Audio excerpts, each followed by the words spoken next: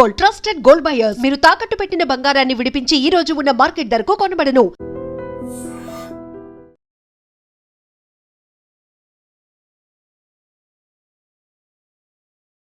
Hi నమస్తే, welcome to iDream media. నేను మీ రొద్దం శ్రీనివాస్. తెలంగాణ ప్రజల ఆకాంక్ష, తెలంగాణ ప్రజల దశాబ్దాల కళ నెరవేరి నేటికి పుష్కర కాలం పూర్తయింది. 2014 జూన్ 2న తెలంగాణ ఏర్పాటు చేసిన రోజు. ఆ రోజు గురించి మనం మాట్లాడదాం. తెలంగాణ మలిదశ పోరాటంలో జర్నలిస్టుల పాత్ర మరవలేనిది. ఎంతోమంది జర్నలిస్టులు ఈ ఉద్యమానికి కనిపించి, కొంతమంది కనిపించకుండా చాలామంది నాయకత్వం వహించారు. అలాంటి నేపథ్యాన్ని మనం చూశాము. దానికి సంబంధించి మాట్లాడదాం. మనతో senior journalist, Forward Bloc party మాజీ అధ్యక్షులు ఆర్వీఆర్ ప్రసాద్ గారు ఉన్నారు. నమస్తే ప్రసాద్ గారు. నమస్కారం. ముందుగా చెప్పండి సార్. మీ ఐ డ్రీమ్స్ యాజమాన్యానికి, ఐ డ్రీమ్స్ వీక్షకులకి, ప్రేక్షకులకి ఈరోజు జై తెలంగాణ, తెలంగాణ అవతరణ దినోత్సవ శుభాకాంక్షలు తెలియజేస్తున్నాను. చెప్పండి శ్రీనివాస్ సార్. తెలంగాణ మలిదశ పోరాటంలో జర్నలిస్టుల పాత్రను ఎవరు తీసిపడేయలేరు. వాస్తవానికి తెలంగాణ ఉద్యమాన్ని ఎక్కడికక్కడ ఒత్తి వెలిగిస్తూ, దానికి ఆయిల్ పోస్తూ, దాన్ని నిరంతరం ఒక అగ్ని జ్వాలగా మార్చడంలో తెలంగాణ జర్నలిస్టులు చేసిన కృషి అసలు మామూలు సామాన్యమైంది కాదు, అనన్య సామాన్యమైందని చెప్పొచ్చు. ఆనాటి పరిస్థితులను మీరు కూడా ఒక జర్నలిస్టుగా చాలా దగ్గరగా చూశారు. ఒక పుష్కర కాలం అయింది తెలంగాణ సాధించుకొని స్వరాష్ట్రం ఏర్పడి ఇక్కడ ప్రజలకి. సో ఈ 12 ఏళ్ల స్వరాష్ట్రంలో ప్రజలకు ఏం జరిగింది? మంచి జరిగిందా, చెడు జరిగిందా అంటే మీరు ఏం చెప్తారు? ఇప్పుడు మ్యాక్సిమం మనము ఏ అంశాలపైన ప్రత్యేక తెలంగాణ కావాల్సిన అవసరం ఏర్పడింది? నీళ్లు, నిధులు, నియామకాలు అనేది అవి జనరల్గా అవి మెయిన్ బేసిక్ నినాదాలు. అవి బేసిక్ నినాదాలు. వాటిని సాధించటంలోనే ప్రస్తుత మరియు పాత ప్రభుత్వాలు కూడా, గడిచిన ఒక దశాబ్ద కాలం పరిపాలించినటువంటి ఒక పార్టీ కూడా మరి పూర్తి స్థాయిలో సఫలం చెందిందని మనం అనుకోలేము. ఆ నీళ్లు విషయానికి వస్తే, మరి రాష్ట్రం ఏర్పడినప్పటి నుంచి కూడా ఇప్పటి వరకు 3 లక్షల కోట్లు చిల్లర నిధులు వెచ్చించి ఏం ప్రాజెక్టులు సాధించారు అంటే అది వేళ్ల మీద చెప్పచ్చు. అంత ఫలితాలను ఇచ్చేటువంటి ప్రాజెక్టులు ఏం లేదు. కాళేశ్వరం వల్ల ప్రపంచంలోనే అతిపెద్ద లిఫ్ట్ ఇరిగేషన్ స్కీమ్ కట్టామని చెప్పుకుంటున్నారు 10 ఏళ్లలో. దానివల్లనే రాష్ట్రంలో వరి సాగు విస్తీర్ణం బ్రహ్మాండంగా పెరిగింది. ఇవాళ తెలంగాణ రైస్ బౌల్ ఆఫ్ ఇండియాగా మారిందని చెప్తున్నారు. యాక్చువల్గా కాళేశ్వరం వల్ల వ్యవసాయం, వరి సాగు వ్యవసాయం అయితే ఇంప్రూవ్ అయింది. కానీ దానికి అయ్యే ఖర్చు రైతుల పైన, ప్రభుత్వం పైన అయ్యే ఖర్చు కూడా భవిష్యత్ తరాల పైన కూడా ట్యాక్స్ రూపంలో కానీ, ఈ విద్యుత్ ఛార్జెస్, లిఫ్ట్ ఇరిగేషన్ అయ్యేటువంటి విద్యుత్ ఛార్జెస్ ఎవ్రీ మంత్ 50,000 కోట్ల మీద పడుతుంది అనేది ఇది ఎవరు గుర్తించాల్సిన అవసరం ఉంది. ఎవరీ మంత్ 50,000 కోట్లు. సంవత్సరానికి అదే కదా, సంవత్సరానికి 50,000 కోట్ల ఖర్చు పెడుతూ మరి ఈ ఇరిగేషన్, కేవలం ఇరిగేషన్ చేయాలి అనే ఒక ముఖ్య ఉద్దేశంతో అసలు ఉద్దేశాలను పక్కన పెట్టి వీళ్ళ స్వప్రయోజనాలను జోడించి కాళేశ్వరాన్ని ఒక విఫల ప్రాజెక్టుగా ఈరోజు చూడాల్సిన పరిస్థితి ఏర్పడింది. కాళేశ్వరం నిజంగా ఆ ప్లేస్ వల్ల ప్రాబ్లం అయిందా, లేక వీళ్ళ నిర్మాణ లోపంలో ఉందా, అది మరి ఎక్స్పర్ట్ కమిటీస్ ఇచ్చే రిపోర్ట్ని బట్టి ఇప్పుడు సెంట్రల్ గవర్నమెంట్ కూడా వాళ్ళ నిపుణుల కమిటీ వచ్చింది. వాళ్ళు చూస్తున్నారు మేడిగడ్డ దగ్గర ఆ పిల్లర్ కుంగిపోవడానికి గల కారణాలు, అది స్థల సేకరణలో లోపమా, డిజైన్లో లోపమా, నిర్మాణంలో లోపమా, ఇదనేది తర్వాత కాలంలో తెలుస్తుంది. కానీ దానిపైన ఏర్పాటు చేసినటువంటి జ్యుడిషియరీ కమిషన్ అయితే మరి ఆ రోజున ఉన్నటువంటి ప్రభుత్వంలో అధికారుల లోపమని, నిర్మాణం చేసినటువంటి సంస్థ లోపమని ఏదో ప్రాథమికంగా తేల్చింది. దాని మీద ఏదో రాజకీయ హైకోర్టు కొట్టేసింది. మళ్ళీ సుప్రీంకోర్టుకు కూడా పోయేదానికి ప్రభుత్వం సన్నాహాలు చేస్తారు. దానిపైన పూర్తి స్థాయిలో ఇంటిగ్రేటెడ్ ఎంక్వైరీ చేయాలని కూడా సిబిఐని కూడా వీళ్ళు రిక్వెస్ట్ చేసి స్టేట్ గవర్నమెంట్ అసెంబ్లీలో తీర్మానం చేసి మరీ పంపించింది.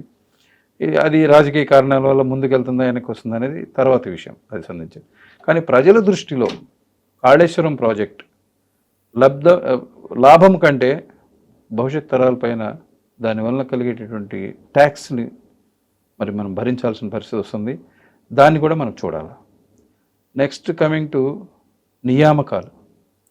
నియామకాలు అనేసరికి ప్రతి సంవత్సరం సర్వీస్ కమిషన్ మన టీపీపీఎస్సీ నోటిఫికేషన్లు ఇవ్వటం, పేపర్లు లీక్ కావటం, కోర్టులకు పోవటం, ఆ తర్వాత రద్దు చేయటం, కొంతమంది ఆత్మహత్యలు చేసుకోవటం, చాలా మంది పుణ్యకాలం గడిచిపోయింది, ఏజ్ బార్ అయిపోయారు. ఇప్పుడు తెలంగాణ ఉద్యమంలో పాల్గొన్నటువంటి విద్యార్థుల వయసుని మనం పరిగణలోకి తీసుకుంటే వాళ్ళంతా దశాబ్ద కాలం పాటు వాళ్ళు ఉద్యమంలో తిరిగిన తర్వాత వాళ్ళ వయసు అయిపోయి వాళ్ళకి ఉద్యోగాలు రాని పరిస్థితి. మరి స్పెషల్ నోటిఫికేషన్ ఇచ్చైనా ఉద్యమంలో పాల్గొన్న విద్యార్థులకి మరి తీసుకోవాల్సిన పరిస్థితి ఉంది. కరెక్ట్. కానీ అది ఏ ప్రభుత్వం పట్టించుకోలేదు.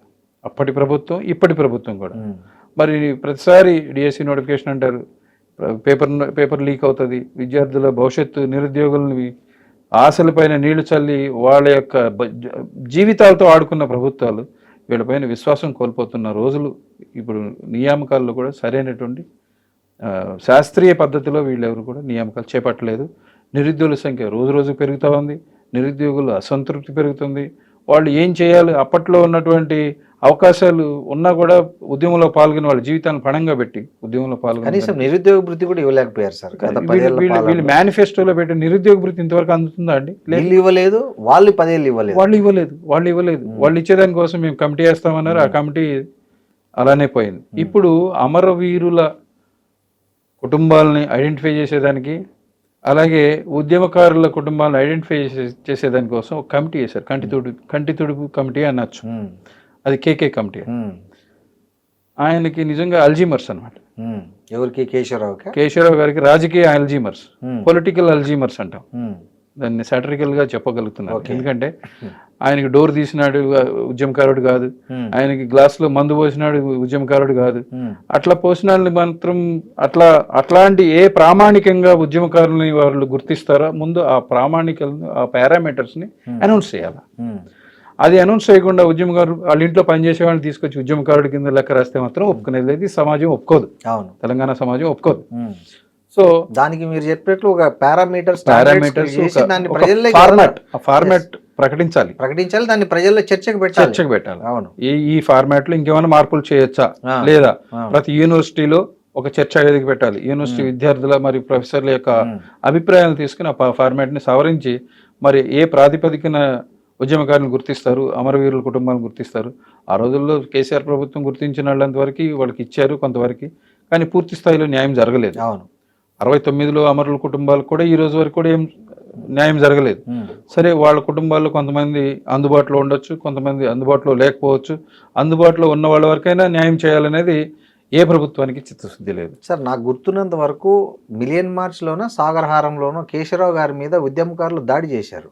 అవునండి, ఆయనకి ఎత్తకు ఈ బాధ్యతలు ఇవ్వడమే సార్. అదే ఇప్పుడు ఆయన 1969లో ఏ ప్రభుత్వం అయితే తెలంగాణ ఉద్యమాన్ని అణిచివేసిన ముఖ్యమంత్రి కాసు బ్రహ్మానందరెడ్డి గారు, వారి ఇంటి వద్ద కాపలాదారుడు ఈ కేకే. ఏం సార్ అట్లంటారు? కాపలాదారుడు అక్కడ వాళ్ళ ఇంట్లో, బయట ఆయన తాబేదారుడు, కాపలాదారుడు. వాళ్ళ ఇంట్లో ఆయనకి అనుగుణంగా మాట్లాడిన వ్యక్తి. జర్నలిస్ట్ కదా sir? Journalist, no doubt. Okay, journalism అనేది different, is political career is different. అంటే అంతటి సమైక్యవాద దృష్టితో ఉన్న వ్యక్తిని తీసుకొచ్చి కేకే కమిటీలో, కాలం గడించిపోయినా కానీ గతం ఎప్పుడు మారదు, చరిత్ర మారదు. గుండెల మీద చేసి చెప్పమనండి, కాసు బ్రహ్మానందరెడ్డి గారి ఇంట్లో ఉన్నాడా లేదా, స్ట్రైట్ గా క్వశ్చన్ వేస్తున్నాను కేకే గారికి. అలాంటి వ్యక్తిని నమ్మి మరి ఆయన అమరవీరుల కుటుంబాలకు ఏం న్యాయం చేయగలడు?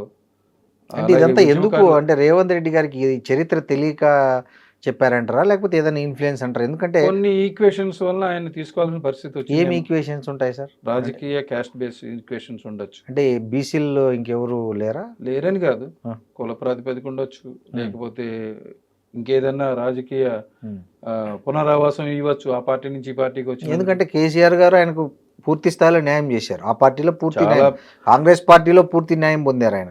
ఇప్పుడు కాంగ్రెస్ పార్టీలో ఉన్నా కానీ మరి మనకు తెలియని కొన్ని కార్డులు ప్రయోగించి ఆయన ప్రయోజనాలు పొందుతాడనేది ఒక అభిప్రాయం. ఆయన ఇంటెలెక్చువల్ కాబట్టి ఇస్తున్నారేమో కదా, అది కూడా ఒక కారణం కావచ్చు. But all intellectuals are not అన్నట్టు ఉంటుంది కదా, both are not same. Both are not same అనొచ్చు. ఆయన యొక్క సీనియారిటీని మనం గౌరవిస్తాం, కానీ ఆయన చిత్తశుద్ధిని మాత్రం ఇంకా శంకించే పరిస్థితి ఉంది.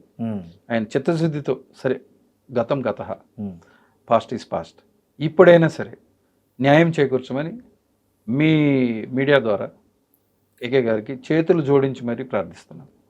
ఉద్యమకారులకు, అసలైన ఉద్యమకారులకు న్యాయం చేయాలనేది మీ డిమాండ్. మా డిమాండ్ అండ్ విజ్ఞప్తి కూడా. ఎస్, విజ్ఞప్తి కూడా. సార్, ఇప్పుడు ఆ కమిటీలో ఉన్న పెద్దలు కూడా ఉన్నారు, వారు కూడా మరి మంచి పెద్ద మనసుతో త్వరగా, అది ఒక రోజులో అయ్యే పని, ఎందుకు కాలయాపన చేస్తున్నారో కూడా మాకు అర్థం కావట్లేదు. బహుశా ఇప్పటి వరకు లాగుతారు, దీనికి ఏం టైం పీరియడ్ అది పెట్టి కాలయాపన కమిటీ అని అనుకునే ప్రమాదం ఉంది. ప్రజలు ఇంకా లేట్ చేస్తే ముఖ్యమంత్రి గారు ఈ విధంగా దీనిపైన చాలా త్వరగా స్పందించి పోలీస్ డిపార్ట్మెంట్ ఉపయోగించి వాళ్ళకు ఉన్నటువంటి అన్ని శాఖలను ఉపయోగించి నిజమైన కళాకారుల్ని రోజుల్లో గుర్తించవచ్చు. ఒక్కరోజు 1 వీక్లో గుర్తించి వారికి కావాల్సిన గుర్తింపు కార్డులు ఇచ్చి వెంటనే వారికి ఇవ్వాల్సిన రాయితీలు, ఇప్పుడు 250 గజాల స్థలం, అలాగే పెన్షన్, వాళ్ళకి ఇవ్వాల్సిన ఏదైతే మేనిఫెస్టోలు పెట్టారో అది అమలు చేయమని కోరుతున్నాం. సార్, తెలంగాణ ప్రజలు 10 ఏళ్ల బీఆర్ఎస్ పాలన చూసిన తర్వాత మార్పు కోరుకున్నారు, కాంగ్రెస్ పార్టీకి పట్టం కట్టారు. సో వాళ్ళ ఆలోచనలు, వాళ్ళ ఆశయాలు ఈ ప్రభుత్వం, కాంగ్రెస్ ప్రభుత్వం నెరవేర్చే దిశగా పాలన సాగుతుందంటారా? అనుకోవట్లేదండి. ఎందుకంటే 6 గ్యారెంటీలు అని చెప్పి ఆకాశానికి ఎత్తి అమలు చేయలేని పథకాలని ప్రకటించి మోసపూరితంగా ఈ రాజ్యం చేస్తున్నారు ప్రస్తుత ముఖ్యమంత్రి గారు. వారికి ఉన్నటువంటి అవకాశాలు ఇప్పుడు తప్పితే ఇంకెప్పుడు లేదనే అవకాశాలు సృష్టించుకోవాలని చేసుకున్నటువంటి ఆ మోసపూరిత అబద్ధాల దాన్ని ఏమంటారు మేనిఫెస్టోని అనౌన్స్ చేసి 6 గ్యారెంటీలు అని చెప్పి 6 గ్యారెంటీల్లో ఏం గ్యారెంటీలు అమలు చేస్తున్నారండి? 1-2 తప్పితే. ఇంతవరకు పెన్షన్ 4,000 ఇవ్వటం లేదు, అట్లాగే తులం బంగారం ఇవ్వటం లేదు, అట్లాగే ఈ మ్యారేజెస్ అయిన తర్వాత రాయితీలు ఇవ్వటం లేదు. ఇంకెంతకాలం మబ్బి చేస్తారు? ఏముంది మబ్బి? 2,500 లేదు, పెన్షన్ పెంపు లేదు, అదే 4,000 చేస్తామన్న పెన్షన్ పెంపు లేదు. ఇట్లా మభ్య పెడుతూ గడుపుతున్నారు. అలాగే ఆయనకున్నటువంటి ఇంటర్నల్ కాన్ఫ్లిక్ట్స్ ఉన్నాయి, పొలిటికల్ ఇంటర్నల్ కాన్ఫ్లిక్ట్స్ని డైవర్ట్ చేసేదానికోసం ఏదో ఒక సమస్య పైన ప్రజలను పక్కదారి పట్టించే పాలిటిక్స్లో భాగంగానే ఆయన ప్రతిదీ పొలిటిసైజ్ చేస్తున్నారు. ఇప్పుడు రీసెంట్గా ఒక ప్రొఫెసర్ గారు పక్క రాష్ట్రంలో ఒక ఉప ముఖ్యమంత్రి పైన ఏదో కామెంట్ చేశాడు, అది వాళ్ళిద్దరూ ఏం చేసుకున్నారు. కానీ తర్వాత చిలికి గాలివానై ఇక్కడ ప్రజల ప్రాంతీయ తత్వం పైన దాడిలాగా జరుగుతుందని మేము అభిప్రాయపడుతున్నాం. సార్, ఒక తెలంగాణలో మారుతున్న రాజకీయ సమీకరణలు మీరు చూస్తే, అంటే నెక్స్ట్ వచ్చే ఎన్నికల్లో BRS, BJP, Congress and TRS, ఈ 4 పార్టీల మధ్య ఆ త్రికోణ పోటీ నుంచి చతుర్ముఖ పోటీకి వెళ్ళే పరిస్థితి మనకు కనిపిస్తుంది కదా. ఈ పరిస్థితుల్లో రాజకీయ ప్రయోజనం ఏ పార్టీకి ఎక్కువగా ఉండే అవకాశం ఉంది భవిష్యత్తులో? ఇక్కడ ఏ పార్టీకి ఇప్పుడు ఎలక్షన్లు పెడితే పూర్తి మెజారిటీ రాని పరిస్థితి అండి. ఓకే, ఇప్పుడు ప్రస్తుత పాలిస్తున్న కాంగ్రెస్ పార్టీ కూడా పూర్తి మెజారిటీ రాలేదు. హంగ్ వస్తుందంటారా ఇప్పటికి? ఈ రోజు ఎలక్షన్ పరిస్థితి, ఈ రోజు యాజ్ ఆఫ్ నౌ. కానీ ఎలక్షన్ 1 year ముందుగా, అంటే 2028 ఫిబ్రవరి మార్చి నాటికి ఒక రూపం వస్తుందని మేము భావిస్తా ఉన్నాం. ఎందుకంటే ఏ పార్టీ నిర్మాణంలో ఇప్పుడు మేము అంటే అబ్జర్వ్ చేస్తున్నటువంటి పార్టీలో టీఆర్ఎస్ ఒకటి, శ్రీమతి కల్వకుంట్ల కవిత గారు స్టార్ట్ చేశారు. ఆమె నిర్మాణాత్మకంగా ఆమె సిద్ధాంతాలను ప్రకటించుకుంది, ఆమె మేనిఫెస్టోని ప్రకటించుకుంది. ఆ మేనిఫెస్టోకి ప్రచారం కోసం ఆ పార్టీ నిర్మాణం చేసుకుంటూ పోతా ఉంది.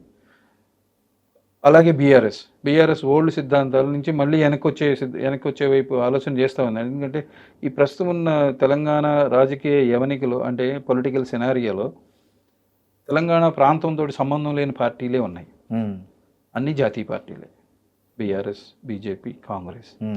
ఈ టీఆర్ఎస్ అనేది ఇప్పుడు తెలంగాణ రక్షణ సేన అనేది ఈ తెలంగాణ ప్రాంత ప్రజల కోసం ఏర్పాటు చేసామని చెప్తున్నారు కల్వకుంట్ల కవిత గారు చెప్పారు. చూడాలి, తెలంగాణతో పేగుబంధం ఉన్న పార్టీలు ఎవరు, పేగుబంధం లేని పార్టీలు ఎవరు, ప్రజలకి దగ్గరుండి కన్నబిడ్డలాగా చూసుకుంటామనేటటువంటి నమ్మకం మరి ఏ పార్టీ కలిగిస్తుందో ఆ పార్టీతోటి నమ్మే పరిస్థితి ప్రజలకు ఇప్పుడే కాదు ఆలోచిస్తారు. ఇప్పుడు ఉన్నటువంటి రైతుల్లో అపనమ్మకం మొదలైంది. ఇంకా అన్రెస్ట్ రాలేదు. మొదలైంది. అది క్రమంగా అన్రెస్ట్కి వచ్చినప్పుడు ఈ ప్రభుత్వం పడిపోతుంది. ఈ ప్రభుత్వానికి వాళ్ళు కోరుకోరు. ఎక్కువ ఎన్నికల్లో ప్రభావితం చూపించేటటువంటి వర్గాల్లో రైతులు, విద్యార్థులు, మహిళలు, నిరుద్యోగులు ఆఫ్కోర్స్. ఈ 4 సెక్టార్స్ వచ్చేసేసి ఏ ప్రభుత్వాన్నైనా శాసించే స్థాయి ఉంటుంది. ఏ ప్రభుత్వం రావాలి, ఏ పార్టీ ప్రభుత్వం రావాలి, ఏ పార్టీ ప్రభుత్వాన్ని దింపాలి అనేది ఈ 4 సముదాయాలు ఇటువైపు మొగ్గితే అటువైపే పార్టీ. సో ప్రతి ఒక్కళ్ళు రైతులను మభ్యపెట్టేదానికోసం, విద్యార్థులను మోసం చేసేదానికో, మహిళలకు ఏదో తాయిలాలు ప్రకటించేదానికో ప్రయత్నం చేస్తూ ఉన్నాయి. శాశ్వత పరిష్కారాలు ఏమండి? ఇన్ని సంవత్సరాలు స్వాతంత్రం వచ్చిన తర్వాత ఇంకా మీరు రాయితీలు ఇస్తున్నారంటే you're failure. Government administration failure. ఇంకా నీకు నిరుద్యోగులకి ఉద్యోగాల కోసం అని అంటావు, ఇంకా మహిళలు వెనుకబడి ఉన్నారంటావు, ఇంకా వెనుకబడిన వర్గాలకి వెల్ఫేర్ స్కీమ్స్ అంటారు. ఫెయిల్యూర్ కాదండి ఇది సిగ్గుచేటు కదా. 77 సంవత్సరాలు వచ్చింది మనం స్వాతంత్రం వచ్చి ఇంకా మాకు వెనుకబడి ఉన్నామంటే మన చిత్తశుద్ధి లేదు. ఈ తెలంగాణ రాకముందు, తెలంగాణ అనౌన్స్ చేయకముందు ఉన్న పరిస్థితి, తెలంగాణ వచ్చిన పుష్కర కాలం తర్వాత కూడా ఏం పెద్ద మార్పు లేదు. రాజకీయ కుటుంబాల్లో మార్పులు వచ్చాయి. వాళ్ళకి ఆస్తులు లేవు అప్పట్లో. ఇప్పుడు వేల లక్షల కోట్ల ఆస్తులు వచ్చేసినాయి. ప్రతి ఒక్కళ్ళు రాజకీయ అధికారం అంటే ఆస్తులు సంపాదించేదానికోసమనే ఒక మౌలిక అభిప్రాయం ఉంది. ప్రజల్లో కూడా అదే ఉంది. రాజకీయ నాయకులు అంటే వాళ్ళు సంపాదన కోసమే వస్తారు. ఎలక్షన్ టైంలో మన ముఖాన ఏదో పౌరాలకి మరమరాలు వేసినట్టు వీళ్ళకి ఇట్లా ఇసిరేస్తారు, వాళ్ళేమో వాళ్ళ సంపాదన వాళ్ళు చేసుకుంటారు అనేది అభిప్రాయం. ప్రజల్లో కూడా ఏం మార్పు లేదు. ఇప్పుడు జెన్జీ తరం కొంచెం ఆలోచనలో మార్పు వచ్చింది. కరప్షన్, యాంటీ కరప్షన్ పైన జెన్జీలో 18 సంవత్సరాల నుంచి 29 సంవత్సరాల వరకు ఉన్నటువంటి యువతలో వాళ్ళ ఆలోచనలు, వాళ్ళు ఏం చేయలేకపోవచ్చు కానీ ఓటు హక్కును ఉపయోగిస్తారు. ఖచ్చితంగా అండి. చూసాం నేపాల్లో, బంగ్లాదేశ్లో ఈవెన్ జంజీ ఉద్యమం, ఈవెన్ తమిళనాడులో టీవీకే పార్టీ ఊహించలేరు. విజయ్ గారు ఊహించకపోయి ఉండొచ్చు. బికాస్ ఆఫ్ జంజీ ఓటింగ్ అనేది సాలిడ్ గా పడడం వల్ల. ఎందుకంటే వాళ్ళు అబ్జర్వ్ చేస్తున్నారు యాంటీ కరప్షన్ ఉన్నటువంటి అధికారులు, రాజకీయ నాయకులకి శిక్షలు పట్టలేదు ఇదేంటి అని క్వశ్చన్ వేస్తున్నారు. అట్లాగే న్యాయ వ్యవస్థలో అవినీతిని ప్రశ్నిస్తున్నారు. ఒక పార్టీనే ఏర్పడిందిగా, చీఫ్ జస్టిస్ వ్యాఖ్యల మీద ఒక పార్టీనే రిజిస్టర్ అయింది, భారత్ కాక్రోచ్ పార్టీ. సో అలాంటి Gen Z Janata party, Bharatiya Bharat cockroach Janata party, cockroach cockroach CJP, cockroach Janata party. So దాన్ని బట్టి మనకి ఏమర్థం అవుతుందండి, జన్జీ ఆలోచనలు కానీ ఏ పొలిటికల్ పార్టీ పట్టించుకోకపోతే వాళ్ళు ఆ ప్రభుత్వాన్ని దింపేసేదానికి వాళ్ళు వెనుకాడరు. వాళ్ళ యొక్క ఆలోచనకు అనుగుణంగా వాళ్ళు ఏం కోరుకుంటున్నారో ఆ పార్టీ ఆలోచన చేస్తే అధికారంలోకి వస్తుంది. ఇప్పుడున్న 4 పార్టీలు మీరు అడిగారు. ఈ 4 పార్టీల్లో ఏ పార్టీకి అవకాశాలు ఉండొచ్చు, ఏ ఒక్క పార్టీ ఇండివిజువల్గా పోటీ చేసే పరిస్థితిలో ఉండకపోవచ్చు. ఎందుకంటే కొన్ని కూటములు ఏర్పాటు అవ్వచ్చు అనేది నా వ్యక్తిగత అభిప్రాయం. బీజేపీ బీఆర్ఎస్ కలవచ్చు, టీఆర్ఎస్ కాంగ్రెస్ కలవచ్చు, లేకపోతే విడివిడిగా పోటీలో ఆ పోస్ట్ అలయన్స్ రావచ్చు. ప్రీ అలయన్స్ వలన కొన్ని వర్గాలు, సముదాయాలు కొన్ని పార్టీలతో కలిస్తే మాకు నష్టం జరుగుతుందేమో అన్నటువంటి పొలిటికల్ యాంగిల్లో ఆలోచన చేసి పోస్ట్ అలయన్స్ కావచ్చు. కానీ తమిళనాడు అట్లా ప్రజల్ని మభ్యపెట్టి మోసం చేసి ఏదో విధంగా ఈ 4 పార్టీల్లో ప్రజల కోసం నిలబడే పార్టీని ప్రజలు గుర్తిస్తారు, ఖచ్చితంగా దానికి అవకాశం ఇస్తారు.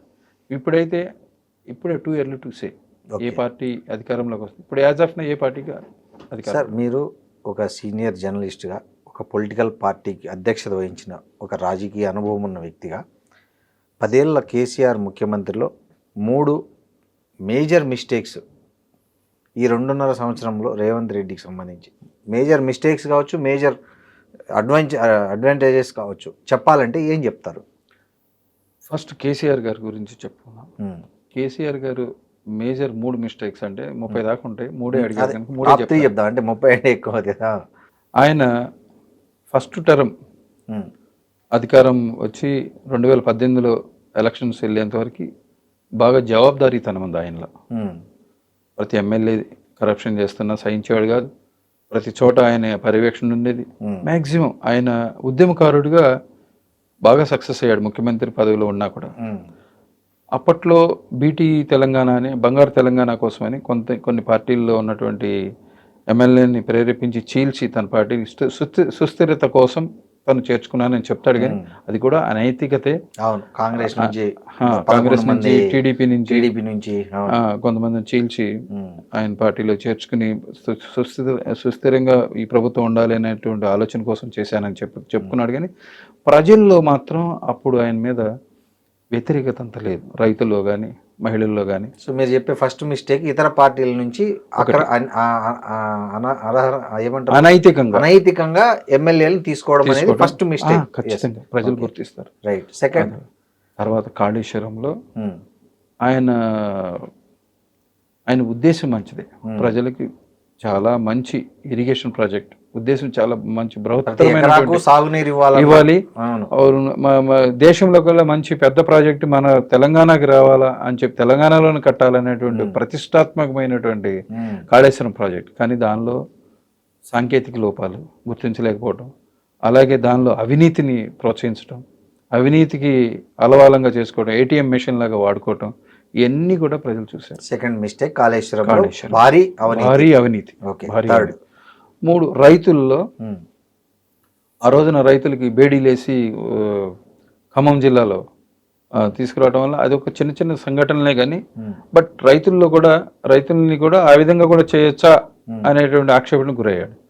అది మిస్టేక్ కింద కాకపోవచ్చు, అడ్మినిస్ట్రేషన్ ఫెయిల్యూర్ అనొచ్చు, కానీ ఆయన ఇంకా ఘనంగా చేసిన మిస్టేక్స్ ఏమిరా అంటే రైతులకి మంచి చెప్తాను, రైతులకి ఆయన రైతు భరోసా, అదొక భరోసా ఇచ్చి వాళ్ళ జీవితాల్లో కనీసం ఆత్మహత్యల స్థాయిని తగ్గించాడు. 24 గంటల విద్యుత్ కూడా చెప్పుకోవాలి, 24 గంటల విద్యుత్ ఇచ్చాడు, వాళ్ళకి ఒక భరోసా ఇచ్చాడు, రైతు భరోసా ఇచ్చి. రైతులకి యాక్చువల్గా ఆయన ఎమ్మెల్యేలకు కానీ, రైతుల సంగతి తర్వాత ఎమ్మెల్యేలు కానీ మంత్రులు కానీ దర్శనం కూడా ఇవ్వకుండా సెకండ్ టర్మ్ ఫామ్ హౌస్ నుంచి ఎక్కువ పరిపాలన మొదలు సచివాలయానికి ప్రజలకు ప్రజా ప్రతినిధులకు అందుబాటులో ఉండకుండా ప్రగతి భవన్ ప్రజలకు దూరమైంది. అది ప్రగతి భవన్ ప్రజలకు దూరమైంది. పెద్ద సామాన్యుడు ముఖ్యమంత్రిని కలవాలంటే కలిసే పరిస్థితి లేదు, సామాన్యులు కాదు అసామాన్యులు కూడా కలిసే పరిస్థితి. ఈవెన్ ఎమ్మెల్యేలు కానీ మంత్రులు కూడా ఆ కేబినెట్ సమావేశం వచ్చినప్పుడు మాత్రమే సంతకాలు పెట్టి వాళ్ళని పంపించేసేవాడు, తర్వాత ఆయన చేయాల్సింది చేసేవాడు. అట్లా అహంకార పూరిత ధోరణి. కుటుంబ కేంద్రంగా కూడా ప్రభుత్వాన్ని నడిపారనేది కూడా ఒకటి ఉంది ఆయన మీద. 200% నిజం అది. ఆయన చుట్టూతో ఉన్నటువంటి కేటీఆర్ కావచ్చు, హరీష్ రావు కావచ్చు, సంతోష్ రావు కావచ్చు, కవిత ఆఫ్ కోర్స్, వాళ్ళ ఫ్యూడల్ ఫ్యామిలీస్లో మహిళల్ని ప్రోత్సహించరు. ఓకే, ఫ్యూడల్ ఫ్యామిలీస్ వాళ్ళు నిజం చెప్పాలంటే దొర కుటుంబం ఫ్యూడల్ ఫ్యామిలీలో మహిళల్ని వాళ్ళు పెద్దగా ఎంకరేజ్ చేయరు. వాళ్ళ సాధికారతని ఒప్పుకోరు. ఓకే, వాళ్ళ యొక్క నాయకత్వాన్ని ఒప్పుకోరు. ఉన్నారు ఉండు అంతే.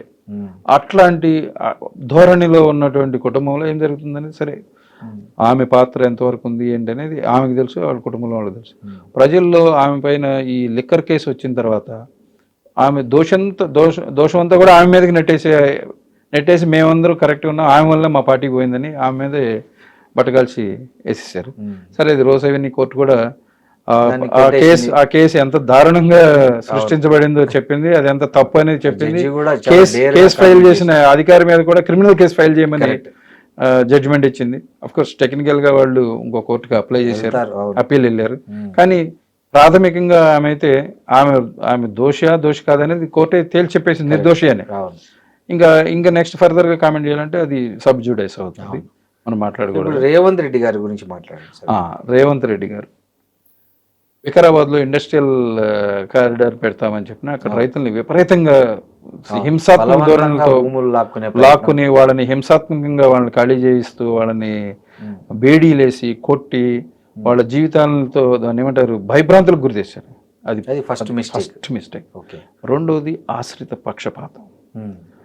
ఆయన బ్రదర్స్ మరి రెడ్ హ్యాండెడ్గా ఎక్కడైనా దొరికారంటే ఎవరు ఎక్కడ దొరకరు, కానీ వాళ్ళ అరాచకాలు అయితే ఉన్నాయి. అవునా? అంటే అది కంట్రోల్ చేయలేకపోతున్నాడు. జనరల్ గా ఎవరైనా ఏం చేస్తారంటే ఒక బురద జల్లడం అలవాటు, అంటే ఇంపార్టెంట్ పొజిషన్ లో అట్లనా, లేకపోతే నిజంగానే మీరు ఫీల్డ్ లో మీ ఫీల్డ్ నుంచి కూడా ఏమన్నా? అవును, ఉంది. వాళ్ళ పేర్లతోటి కొంతమంది అది నిరూపితం చేయలేనటువంటి అభియోగాలు. ఓకే, పేర్లు ఉపయోగించి వాళ్ళని కంట్రోల్ చేయట్లేదు. తర్వాత ఇప్పుడు ఒక చిన్న పాప నాగర్ కర్నూలులో ఆ అమ్మాయి కుమ్మెర కమ్మారు. కుమ్మెరలో ఒక అమ్మాయిని, ఒక రజక అమ్మాయిని, చిన్న పిల్లను అక్కడ ఒక ఏమంటారు అగ్రకులాల వాళ్ళు కొట్టి చంపేశారనేది అభియోగం. దాన్ని కనీసం అరెస్ట్ కూడా చేయలేదు. ఉమ్, సభ్య సమాజం ఏ దృష్టితో చూడాలి. అదేమంటే తెల్లారులేసి బీసీల కోసం 42% రిజర్వేషన్ 40% చేసిన అంటే నా చేతులు దులుపుకున్నా నాదేం లేదు తప్పంత బీజేపీ ఇదే అని చెప్పేదాని కోసం చేసే ప్రయత్నంలో భాగంగా ఆయన ఇప్పుడు మాట్లాడుతున్నాడు. కుమ్మర సంఘటన పట్ల చాలా రాజ్యం ఎలా వ్యవహరించాలో, ముఖ్యంగా కాంగ్రెస్ లాంటి డెమోక్రటిక్ ప్రభుత్వం, సెక్యులర్ పార్టీ ఎలా వ్యవహరించాలో అలా వ్యవహరించకుండా ఒక ప్రాంతీయ పార్టీ, అది కూడా ఒక నియంత పార్టీ ఒక ముఠా నాయకుడు లాగా వ్యవహరించారని వాళ్ళని కాపాడుతున్నాడు. ఓకే, వాళ్ళ దోషులను కాపాడాడు. అది మూడో మిస్టేక్. ఓకే, ఆ తర్వాత ఇప్పుడు ఎంత ఆయన ఆయన ఆయన ఎంత క్రూరంగా సిటీలో ఉన్న ప్రజల్ని భయభ్రాంతికి గురి చేశాయంటే హైడ్రా అని ఒక సంస్థ తీసుకొచ్చాడు. ఈ హైడ్రా వలన మరి ఆయనకి ఎవరిచ్చారో సలహా కానీ హైడ్రా వలన ఆయన ఓడిపోతున్నాడు. అవునా? హైడ్రా కానీ హైడ్రా చాలా కబ్జాల నుంచి ప్రభుత్వ భూములను రక్షించింది. ఇవాళ చాలా చోట్ల బతుకమ్మలు ఆడుకోవడానికి చెరువులు, కుంటలు ఉన్నాయి, నీటితో కలకల్లాడుతున్నాయంటే అది హైడ్రా పుణ్యమే అని కూడా అంటే వాళ్ళ వర్షన్ చెప్తున్నా సార్. కరెక్టే. దాని తప్పులు ఉన్నాయి, ఒప్పులు ఉన్నాయి, దానిలో తప్పులు కూడా ఉన్నాయి. ఓకే, ఒక హైడ్రా కూల్చేస్తుందని ఒక ఆవిడ కూకట్పల్లిలో ఆత్మహత్య చేసుకుంది. కరెక్ట్. దానికి జవాబుదారీ ఎవరు? అట్లాగే మూసి వెంట వాళ్ళు ఇల్లు కూడా ఖాళీ చేసి సామాను కూడా తీసుకోనికుండా వాళ్ళని సామాన్తో సహా కొట్టేసి బుల్డోజర్లో సామాన్తో పాటు డెబ్రిస్తో పాటు సామాన్ కూడా తీసుకుపోయి పారేశారు. వాళ్ళు రోడ్డు మీదకి వచ్చి కనీసం వసతులు కూడా, ఆల్టర్నేటివ్ వసతులు కూడా లేకుండా వదిలేశారు. ఖమ్మంలో కూడా జరిగింది. ఖమ్మంలో వెలుగుమట్ల దగ్గర నోటీస్ కూడా ఇవ్వకుండా అర్ధరాత్రి తెల్లవారుజామున పోయి 2,000 మంది పోలీసులతోటి 740 కుటుంబాలు వెలుగుమట్లలో నిర్దాక్షిణ్యంగా సామాన్ ఎత్తేయటం, డోజర్తో కొట్టేయటం, ఏమన్నా ఉంటే పగిలిపోతే పగిలిపోయి అంత నిర్దాక్షిణ్యంగా క్రూరంగా ప్రజల్ని వెకేట్ చేయించిన ఘటన ఐ థింక్ నేను పుట్టిన తర్వాత చూడలే. ఇది first time. Even court orders ఉన్నాయి. అవును, ఇది నాట్ టు ఇంటర్ఫియర్ అని. కోర్టు ఆర్డర్స్ కూడా వాళ్ళు ధిక్కరించి అదేమంటే అవి బోకస్ అంటారు. ఎవరిది బోకస్? ట్రస్ట్ చైర్మన్ ఆయనే చెప్తున్నాడు మేము ఇచ్చిన పట్టాలు ఇవి. అవును, ఆయన ఇచ్చిన ఆర్డర్నే బోకస్ అంటున్నారు. కరెక్ట్.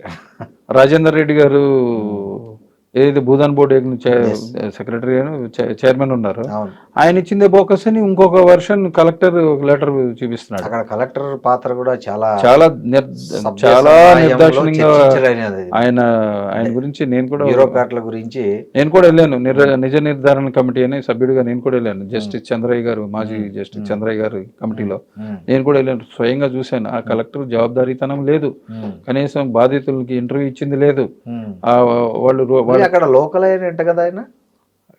లోకల్ కాదు ఆయనది, ఆయన నేటివ్ వచ్చేసి మన కామారెడ్డి దగ్గర. అదే సంథింగ్ తెలంగాణ బిడ్డ. ఈ తెలంగాణ బిడ్డ, తెలంగాణ కష్టం నష్టం తెలిసిన బిడ్డ, తెలంగాణ బిడ్డ ఎక్కువ ద్రోహం చేస్తారు. బహుశా వేరే స్టేట్ నుంచి వచ్చిన ఐఏఎస్ ఆఫీసర్ అయితే కొంచెం భయపడేవాడు. అమ్మ ఇది స్థానికంగా రెవల్యూషన్ వస్తుంది నా పైన భయం అని. ఈ తెలంగాణ బిడ్డ అయ్యండి అక్కడ ఉన్నటువంటి మంత్రుల యొక్క ప్రోత్సాహం, ప్రోద్బలంతో చాలా నిర్దాక్షిణ్యంగా అక్కడ కల్పరేట్స్ 3 మంత్రులే.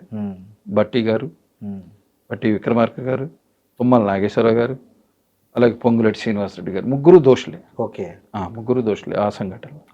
వాళ్ళు 3 రిజైన్ చేయాలి. ఆ వెలుగుమట్ల బాధితులు ఒక ఆవిడకైతే అబార్షన్ అయింది. కరెక్ట్.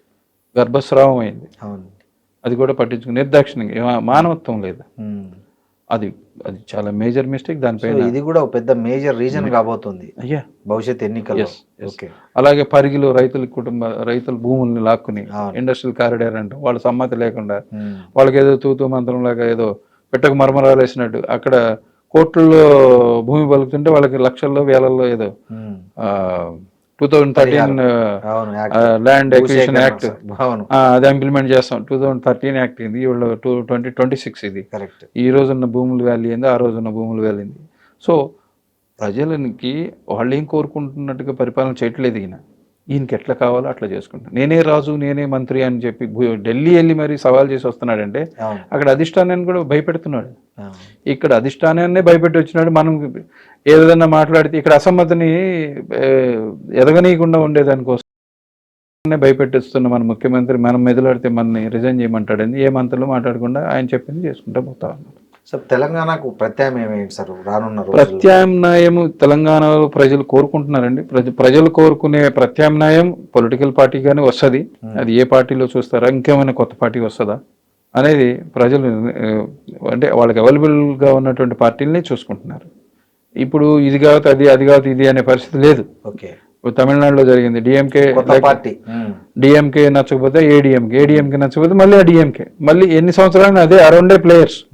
ఇప్పుడు కొత్తగా వాళ్ళకి ఒక వరం టీవీకే అనేది వచ్చింది, తమిళ వెటర్గిల్ కళగం అని విజయ్ జోసెఫ్ నాయకత్వంలో ఆయనకి అట్లా తెలంగాణలో కూడా ఆల్రెడీ ఒక కొత్త పార్టీ వచ్చింది, ఇంకేమైనా అవకాశం ఉండొచ్చు. ఎందుకంటే ఓకే, ఈ కొంత కాన్స్పిరసీ పాలిటిక్స్ నడుస్తుంటాయి కదా, ఎవరు పార్టీ పెడితే ఎవరికి నష్టం ఎవరికి లాభం అనేటటువంటి బేరీ చేసుకొని ఎవరి ప్రయోజనాలు బాగా పొందాలనుకుంటారో వాళ్ళు కూడా ప్రేరేపించి ఇంకొక వాళ్ళ వర్గాల్లో వాళ్ళతోటి పార్టీలు పెట్టించవచ్చు.